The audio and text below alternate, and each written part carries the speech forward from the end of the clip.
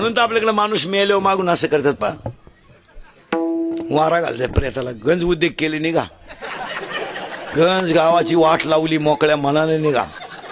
तो मेलेला म्हणतो कस काय जाऊ, कस काय जाऊ. तो मडक्यावाला म्हणतो माय मागे येईन, कस काय जातो, मी नाही का पुढं. तो म्हणतो तू दिसला पाहिजे ना, म्हणला मडक्यात धुरका आला केलाय, धुराधुराने ये, पण इकडे तिकडे जाऊ नको. मग तो म्हणला भूक लागली, मग भात बांधून आणला, भूक लागली मग म्हणजे काय आला. म्हणलं खाऊ कुठं, आम्ही थांबवतो तिथं खायन पुढं जाय. म्हणून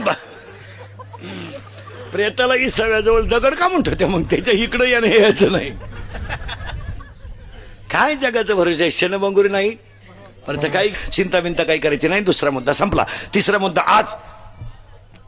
मुद्दा आज गायकवाद कोणी जन्मंडपवाले, मागशिष्टीवाले, कीर्तनाला बसलेले, महिला पुरुष बचत गटाच्या बाया, महिला आघाडीच्या बाया, कॉलेजच्या पोरी, दारुडे बिरुडे, बेवडे बिवडे, जुगारे बिगारे, पुढारी बडारी. उद्या कोणी म्हणाय नको आपलं नाव नाही घेतलं.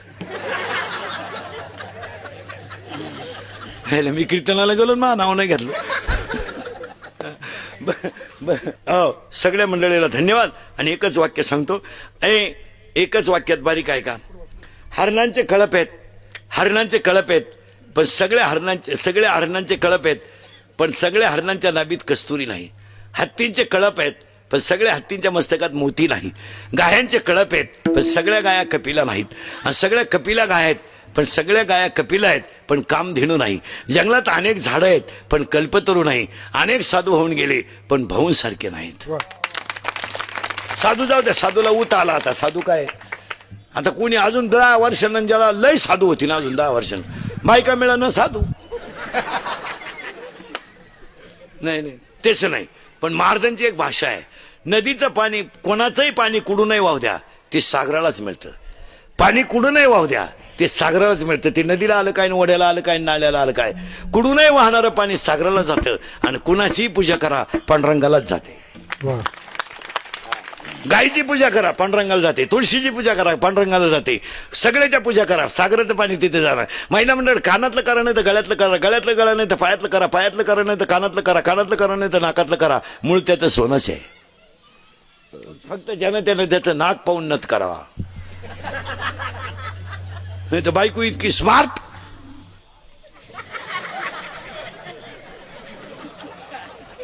बस क्या नाकाची, त्यानं नत केली, 7वा आयोग आला. आणि मागचा फरक मिळाला, ते येड्यावानी नथ घेऊन आलं. नाकाचा अंदाज नाही, नतच गुसानं त्यानं दामन तापावला, नागपुडीत घातलं.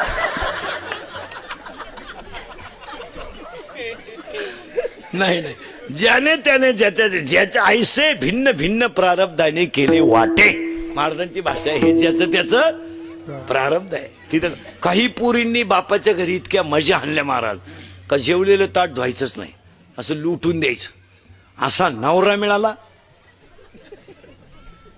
भांडे घासायला जायला लागली दुसऱ्याची. आणि काही पोरींनी बापाच्या घरी इतकी गरिबी काढली, शाळेत जर कधी नोटीस आली सहल जाणार आहे, तर त्या मुलीनं खाली मान घालायची. का, माझी आई मला सहलीला पैसे देऊ शकत नाही. तिला असा नवरा मिळाला महाराज, कमराला कपाटाच्या चाव्या आल्या. प्रारब्ध आहे त्याचं. असं बरळायचं नाही, माझंच वाईट काय झालं, माझंच वाईट काय. काही लोक शिपाई म्हणून कामाला लागले, पण अभ्यास करून क्लास 1 झाले. काही पैसे भरून क्लास 1 झाले, सापडले तर तांबड्यात घरी आली. सप्त्यामध्ये कौतुक करावं ते पहिलं पंगत घालणाऱ्यांचं. कारण गरीब माणसं पंगत घालतात, श्रीमंत माणसं जवळजवळ ह्याला पडत नाही. पंगती सहसा सामान्य माणसाची आहे का श्रीमंताची आहे? श्रीमंत अवलादी नाही घालीत पंगत, जळालं त्यांचं. आजही तुम्ही गरीबाच्या घरात जा, 15 माणसाचा स्वयंपाक 15 मिनिटात, पिठलं भाकर पण दणकून. हे श्रीमंत हलकट माणसं मोजिते. 5 सांगितले, 6वा वाढला, संपल्या चपात्या. आणि त्याची बायको म्हणते निवांत जेवा, ताटल्या खाता का निवांत जेवा. बावळट नाही. शेतकऱ्याच्या बाईला चहा ठेवाय सांगा बरं, तांब्यावर पाणी डायरेक्ट पातेल्यात होती ती. ही श्रीमंताची बाई तशी नाही, लय दरिद्री.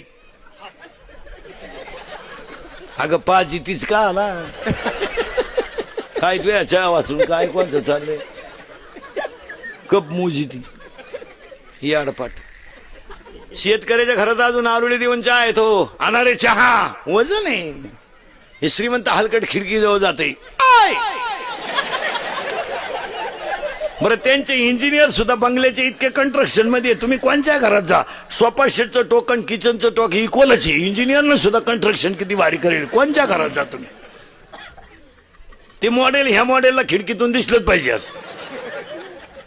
आणि मग ते मॉडेल येतं चहा घेऊन, केस बिस मोकळे सोडेल, गाऊन बिवून घालेल. बा बा बा बा बा बा बा बा आपल्याला वाटतं जोडून आमुष आली काय ना. शेतकऱ्याच्या घरात चहा प्यायचा म्हणजे कपातून बशीत.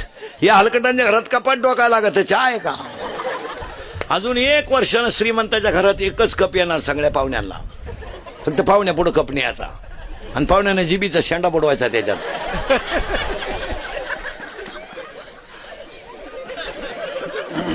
आणि मग त्या बाईनं म्हणायचं बाबाचा प्रसाद घे. आग लावतो. अन्नदान गरिबाने झाला. मित्रांनो, व्हिडिओ आवडला असेल तर एक लाईक करा आणि याचा पार्ट 2 पाहिजे असेल तर कमेंटमध्ये पार्ट 2 लिहा.